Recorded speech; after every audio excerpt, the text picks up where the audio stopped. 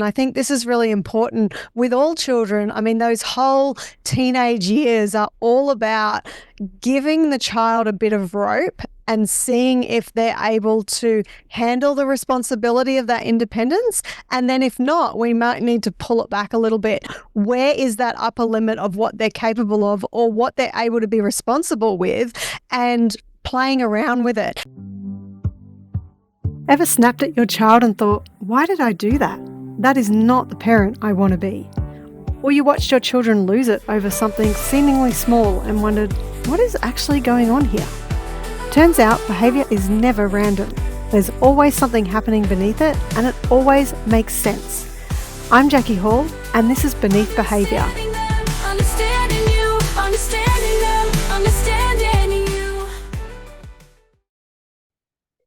When a child asks for independence but struggles to handle it, it can often feel confusing and frustrating for both them and their parents.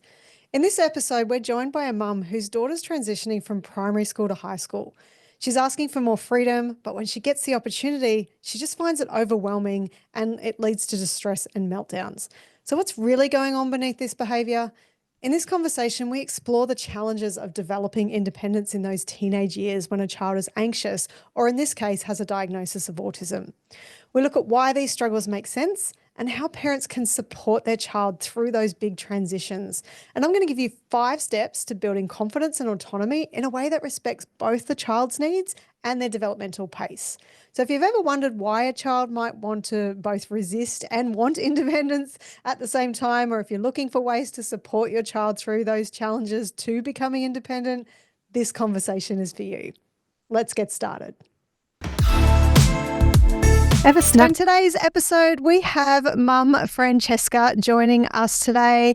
Francesca is a mum of a 12-year-old daughter who has been diagnosed with autism, who wants some more independence, but every time Francesca gives it to her, she seems to struggle to cope with it. So welcome to the show, Francesca. Hi, Jackie. I'm glad to be here. Awesome. Tell me what's happening for your daughter. Okay, well, obviously we're moving from primary school to high school, and that's a big transition for her. But also as she's getting older, she's now starting to say, Mum, I think I should be given some independence. And look, it's been very difficult because Grace has never wanted independence. She's always been very, very close to me. And it's fine because I do want her to build that independence. So every time I've sort of said, well, okay, this is an opportunity for me to give her that latitude and some independence and things like that. But she then has meltdowns because, but where were you? You said you were just going to leave me for 5 minutes, but you were gone for 10. Do you know what I mean? Yeah. So it's that sort of thing where you go, what's the happy medium?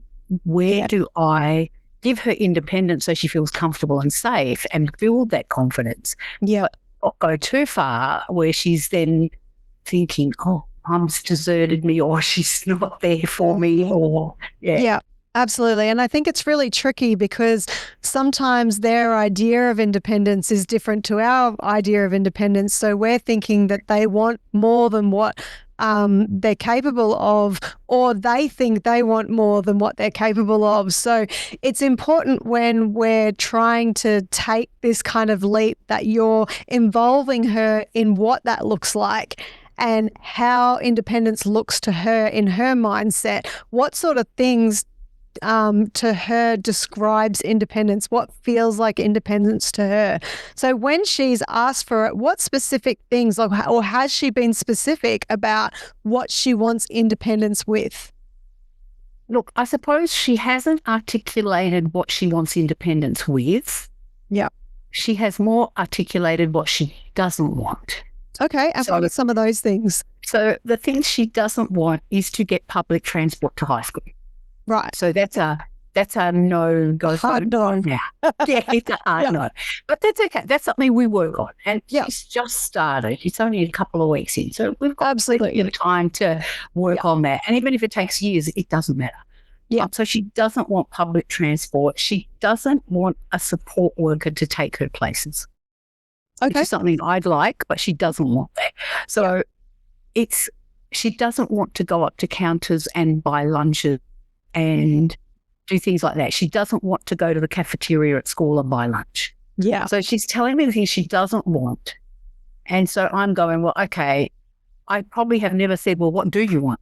Yeah. So Yes. what happens then is that it becomes a guessing game, and then you Yes. have more opportunities for kind of like allowing her to have too much independence that she's not ready with, as opposed to you guys both together setting a goal and then finding out what her window of tolerance is. And I think this is really important with all children. I mean, those whole teenage years are all about giving the child a bit of rope and seeing if they're able to handle the responsibility of that independence. And then if not, we might need to pull it back a little bit. And so what you're doing is you're entering into that phase of growth where you're going to be constantly doing that and figuring out where is that upper limit of what they're capable of or what they're able to be responsible with, and playing around with it. And so the relationship at this point needs to become more collaborative, because we're needing to work together. And if she's saying, okay, I want this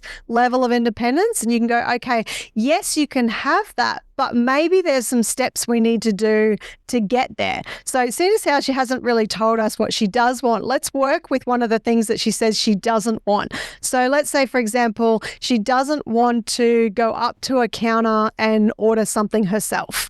So she may not want that because it feels too big for her, that the idea of somebody like looking at her and asking her something, and the anticipation of all the things she would need to know and say and have the confidence in doing feels massive to her. So it's just complete like, no way am I going to do that.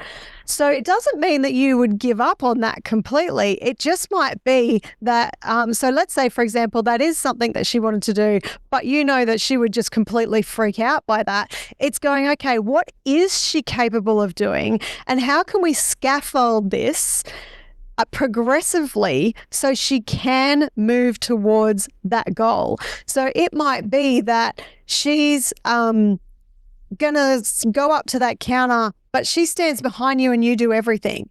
And then when you come back from ordering, you sit down and you go, okay, what was it about that felt scary? Like if you had to do that, what was it? So you're trying to get a sense from her what she's thinking, what she's feeling, what the obstacles are, so that you can then resource her to overcome just that obstacle. And then you go in and you practice it a little bit more. So if she's standing behind you in the line, for example, it might be that I'm worried that people are looking at me. Okay, so stand back a little bit further and just kind of sit with that for a minute and just kind of feel what it is that I'm saying to myself about people looking at me. What is the thoughts that are going through? What's the feelings going through? So we're getting underneath the why she's worried about that sort of thing. It might be that she's able to go up to the counter with you, but she doesn't say anything. You do it all for her. And then again, following up. So it's just about going, where's that window of tolerance and why is that the barrier? So that we can then go, all right, let's out of context. We resource her and we tell her how she can do that, and so that she can go in there and she can try. But if she has difficulty or it's hard or she freaks out, she always has to have this kind of retreat option. So she's doing this in a safe environment. So the important factors are, one, finding the window of tolerance, so in the upper end of what she can do with like that she's completely capable of doing. Secondly, finding out why that next little step is a barrier. Thirdly, discussing with her resources on how she can take that next step.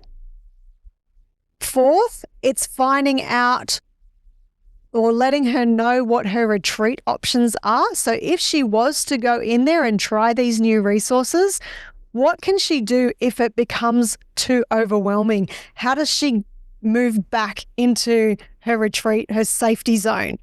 And then the fifth one, which is just as important as they're all important, is follow-up. That we're coming back and going, how did that go? Whether she was successful or not, how did it go? What felt good? What felt easy? What felt hard and why? So that we can maybe tweak it, or maybe it's just about practicing it again. But that whole way through, you're kind of helping her to get that kind of progressive exposure, and you're doing it within her comfort zone. Now, I just want to, for everyone else who is listening out here, I just want to kind of add to that every child's going to be different in this respect. And some children you will be able to push a little bit more. So if they're feeling really uncomfortable and they want to retreat, you may be able to, and your parents will be the gauge of this, you may be able to go, she's not really at that upper tolerance. She's just taking the easy option. You really want to be aware of her body language and what her nervous system is doing to make that call. Don't make your own assumptions about that and think, oh, she can go further, she can go further. So it might be you're doing really well. Just take that next step. You're doing well. Just get through it. So it might be that you can encourage her, even though she wants to take that retreat option. But if you're noticing that she's really starting to amp up, let her retreat. And we go back to the drawing board and we figure out what we're going to do. So how does that sound, those steps? No, look, it sounds, a lot of that really resonates with me, because even from a very young age, she didn't like people looking at her. So when you said, is it because people are looking at me? Yeah. I think that is one of her issues. Mm-hmm. So like recently we were in a store and she said to me, Mum, I don't want to come walking around with you. So I left her with her book and some things in a corner, and I went off around this, and small, not a big store, a small store. Yeah. But people were looking at her. Yeah. Now, I didn't realize, obviously, this is going to happen. So when people were looking at her, she was looking for a retreat. And the retreat was, I need to find you. Yeah. And of course, she couldn't find me. So that set that meltdown button going. I can't retreat. I've got nowhere to go. Yeah. So, yes, I wanted this because I wanted to be on my own, but suddenly I'm in a position I don't want to be in, she's saying. And I don't know how to get out of it. And I can't find my mum. It's not a huge store, but I can't find her. Yeah. So it was interesting that, she was very angry at that after it. Like it was, I couldn't find you. Where were you? You left me. Yeah. And look, we always knew that once she was 12, her birthday present was going to be a phone. So now we know that if that was to happen again, she could get on the phone and call. So that could be her retreat. Absolutely. I have a backstop. If I can't find you, I know where to find you because I can ring. And I think, or I can ring someone else. Do you know what I mean? Just someone who's going to help regulate me while I get back to a normal place. Yeah. And it's interesting because a lot of people say, I would never have bought a 12-year-old the phone, but I think you have to look at 12-year-olds and their, what they need as far as what will make my life more bearable, knowing that I can contact my mum, my dad. Absolutely. Your rules are your rules based on your child. Like it doesn't matter what other people think, and it's also depends on what you allow your child to do with that phone. So, and that's always going to be dependent on the child themselves, their level of responsibility, their level of need.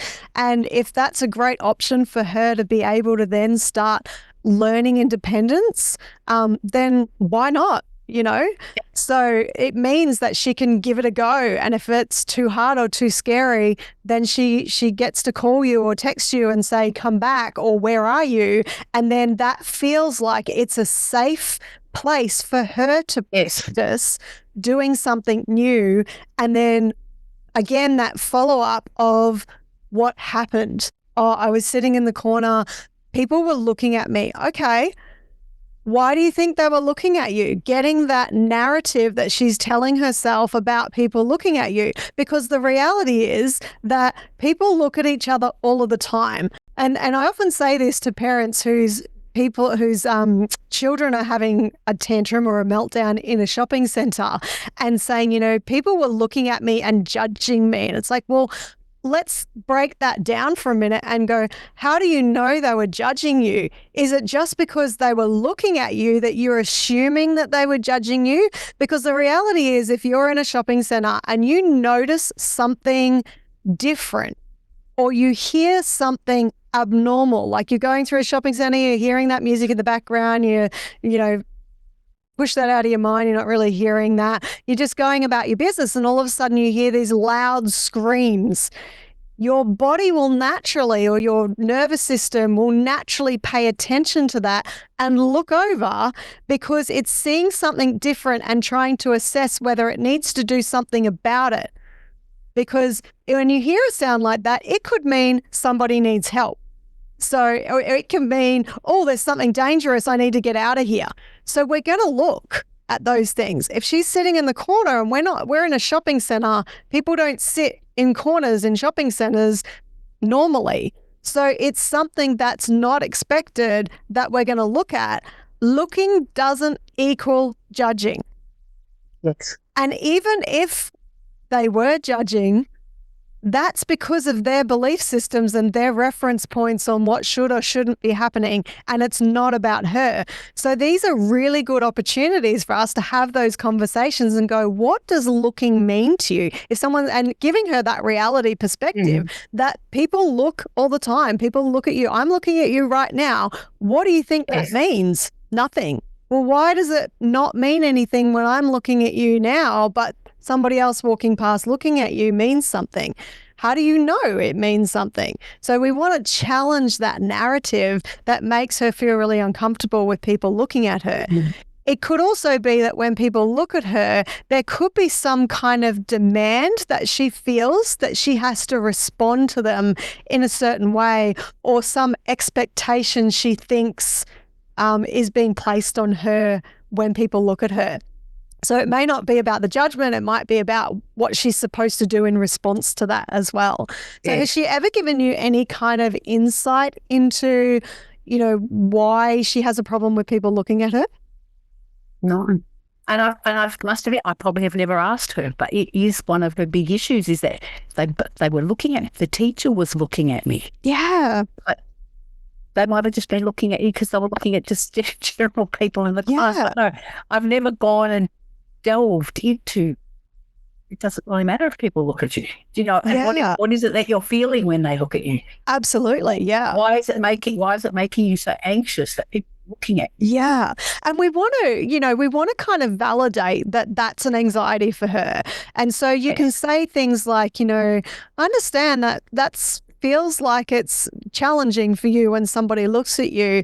Let's explore that and understand what's going on, because if it was, and this is the thing with any kind of stress, if it was the event that triggered our stress, then that would mean that everybody would experience stress whenever they faced with that event. But the reality is, I can look at you and you don't feel stressed. And also as well, one person can look at her and she doesn't feel stressed, but another person looks at her and she does. That's not about the event. It's about how I've perceived that event and what I've perceived it to mean about me. So I've personalized it in some way. So we need to understand the narrative behind it so that we can help her to change that narrative and get a different perspective, because she may have a narrow or incorrect viewpoint of that, and she's not thinking about it any other way. And the other thing with anxiety too is that anxiety is always looking for the evidence of the potential threat. They're not looking for evidence of safety, and they're not looking for the thoughts that can challenge that perspective. So if she's in the classroom, the teacher's looking at her, she'll just go straight into whatever that narrative is, and she won't be looking at how the teacher is actually looking at other people in the room. And is the teacher looking at other people in the room in the same way that she's looking at me? And getting really curious and going, I wonder why the teacher is looking at me. And it might even be that you have to explore even further, as like, let's say, for example, she thinks that when the teacher's looking at me, I'm doing something wrong. We need to explore that narrative. But it might also be that we need to help her to understand the different facial expressions and what they mean when the teacher's looking at her. Because you can have a teacher looking at you, just kind of looking at you, seeing what you're doing. And then we can have a teacher looking at you going, and then that's kind of an indication that you're doing something wrong. So it's, again, looking at those, because we know in autism that sometimes it's not always easy to interpret those non-verbal cues. So it could be that we're needing to understand, how she's interpreting the different facial expressions of her teacher. And you could be really playful with this too. So it can be that, is your teacher looking at you like this? Yeah. Looking at you like this? He's good like this? Like you just give her different scenarios so that it's just can be a little bit easygoing and playful to have those kind of conversations. Yeah. Because I want her to build independence. Yeah. And I know that she needs to let go of not let go of the relationship, but let go of the need to have me everywhere. Yeah. She's going to have that. I can do things on my own. Yeah. Or I need her to be independent so you can be independent. I can do things with my friends. I can do things. Yeah. I need that. And I know that potentially I need to also let go of it. Yeah. Because for so many years, it's, you're looking at her going, well, she's not coping with me letting her go. And then do I regress and say, well, she can't have it then because she can't cope? Or do I have to pull back and say, okay, we failed today, we just keep going? Yeah. And one of the things I've noticed with you that I just want to highlight, because sometimes it's the case with other parents, so I just want to highlight it here, but it doesn't apply to you because I know we've spoken before and I don't see this in you. Yeah. But sometimes when a child has, and this is something for our viewers to keep in mind, sometimes when our child wants independence, and you've had so many years, particularly when you have a child that has extra needs that you're needing to participate in supporting, that becomes your identity. And so you have to be really mindful about whether there's a part of you that's attached to them not being independent, because that's going to influence how solution focused you are about scaffolding things and supporting that progression and encouraging them to go a little bit beyond those limits, because there may be a part of your narrative that goes, oh, I don't really want them to, because if they're independent, they won't need me. And if they don't need me, then who am I? And I might feel worthless. Whereas other parents are like, no, you need to be independent because I need to be independent again. And I have been so supportive of you for so long, but I am looking forward to you being able to do some more things on your own so I can do. Yeah, exactly. And that shouldn't be felt that shouldn't be felt with guilt either. Yes. So I just wanted to highlight that sometimes, I hear you that you're saying, you're kind of in the middle, not going, get off me, leave me alone. But at the same time, you're going, I want you to grow and be independent for your life, but I also want you to grow and be independent for mine too. But yeah, other parents are sometimes unknowingly very attached to their child needing them to support them. So being very mindful of that. Okay. So just as an example, like she's just started high school and her high school's in the city, so it's not an area she's familiar with or anything. And so for the first few days, I walked her in. So up to the gate, walked her in, wish her well, and off I go. And that worked really well. So then I thought, well, you're doing really well. We'll just do a drive-through drop-off. And I'll drop you off, you go in the gate, and off I go. But that was a step too far. Yeah. So the morning because I'd said to her, that's what we'll do tomorrow. So that morning, meltdown. I'm scared. I can't do this. I can't. And I had to say, well, you've been at school for 3 days. You've been really good. What's the issue? Yeah. You just want to drive through and drop me off. I need you to walk me in the gate. Yeah. And so this is why I said we've got this push and pull with independence, because I want it. But then suddenly I'm saying to you, we'll just do a drop off and then you go on your own. And that's a step too far. But the interesting thing there is that she didn't ask for that. You assigned it. Yeah, I know. I decided. And I think that's where the collaboration comes in, where it's okay for you to recognize that maybe this is something, because she may not recognize it for herself. Yes. Maybe this is an opportunity for you to do things for herself. But instead of just going, this is what we'll do tomorrow, just go, you've been doing really well with walking in with me. Yeah. How would you feel about taking the next step and maybe working towards you going in by yourself? How would you feel about that and getting her response to that? Yeah. So what we ended up saying is there's no timeline on this. I'm happy to walk you in as long as you need it. And I'll leave it to you to tell me when you're ready to drop. Because I realise that I've gone a step too far. You're asking for independence, that I'm pushing you towards it, but I've got to do it at your pace, not my pace. Yeah. And I think it would be really good to really get a sense of that clarity on what she wants to be independent with and what she doesn't, because her drive to reach that goal is going to fast pace how fast she gets there because she wants it as opposed to it being assigned to you. Yes. But one of the things I wanted to say to you is that's going to happen where you've pushed it too far and you haven't realized it until you see her in action. Yeah.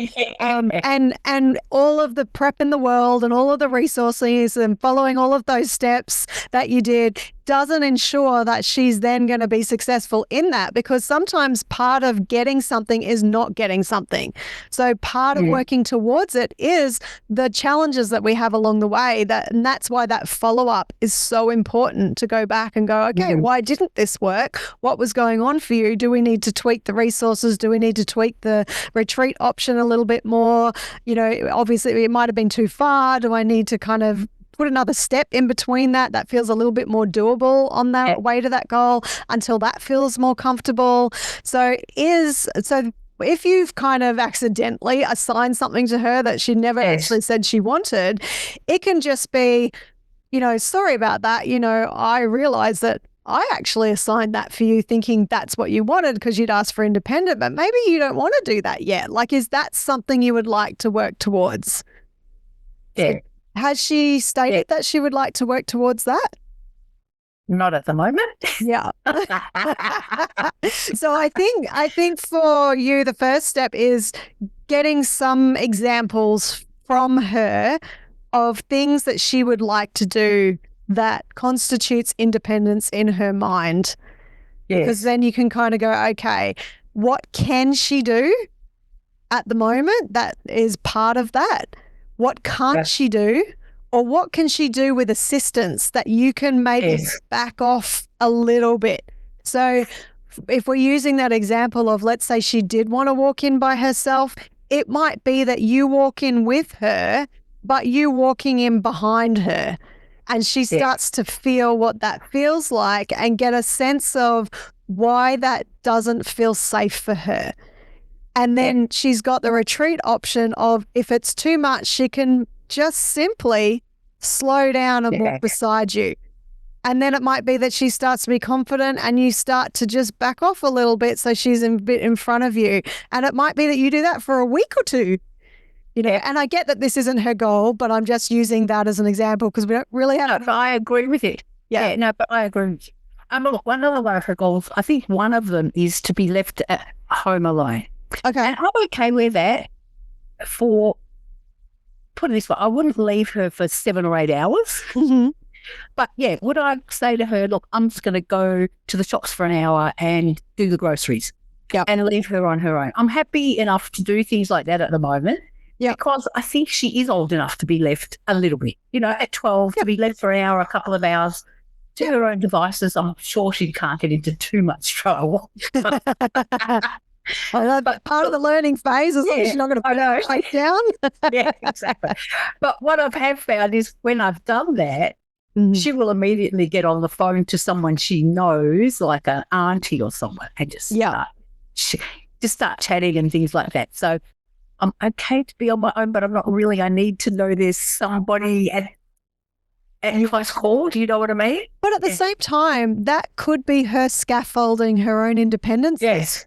It's that she may find that, that might be part of the negotiation with her, that is that she can call someone if she wants to, providing they're okay with that, of course. But maybe adding in there that she has maybe 5 minutes where she doesn't call anybody so that she's able to kind of feel what comes up for her. And we can look at what is the difficulty that she's having there so that we can start to extend that time a little bit more before she feels the need to talk to someone and get that sense of safety. And it might be that the hour's too long. It might be that it's only half an hour. So this is, I guess, where that collaborative comes in and goes, what feels safe? What point do you get to where you're home by yourself and then you go, I need to call someone? Is it straight away? Is it usually after 10 minutes? Like, do you have a plan of what you're going to do when she's home by herself? Could it just be that she doesn't know what to do, so it's the default that she's going to call somebody? So it could be that she just needs to have that kind of routine or a little bit of a plan of what she's going to do for herself while she's there. So again, I think the whole independence thing, and I think this is the key message for this podcast, is independence is a collaborative thing that we have to kind of manage what they want, get clarity on what they want, manage it with what we know they're capable of and our kind of vision of the bigger picture. And then we have to kind of work within that to see where we can either give it to them right away because they think they're ready, let's go for it, or we just kind of go, let's work towards that, and we give them a little bit of the rope that leads towards that goal. Does that feel comfortable? Yep. Okay, we'll give you a little bit more. We'll give you a little bit more. Oh, that was too much. We'll just pull back on that rope a little bit. We'll go back to this step. That was a little bit easier for you. Work out what the problems were, give you some resources. Let's try again. So I think it's important for parents of all teenagers to know that that is just the reality of your parenting for the next however long. And that is preparing them for adulthood so that they can start to scaffold things for themselves. Does that make sense? Look, it does. And I think that's probably the issue is I've been putting my view of independence and what I think independence should look like. Yeah. And now I need to totally switch that around. Yeah. And say, don't make it my view, make it her view of what independence looks like. And let's work through that. And then, over time, maybe build in some of what I think independence should look for her. Because as she gets older, she is going to be doing more and things. Absolutely. Yeah. Build it in, but when you're building it in, suggest it, or you could subtly try a little bit of it if you're thinking, I reckon she's ready for this, and it doesn't necessarily, like she's given you some evidence that she's ready for it. Some things you might just give her and just see how she goes with it because you've seen that she's got the resources to be able to handle things.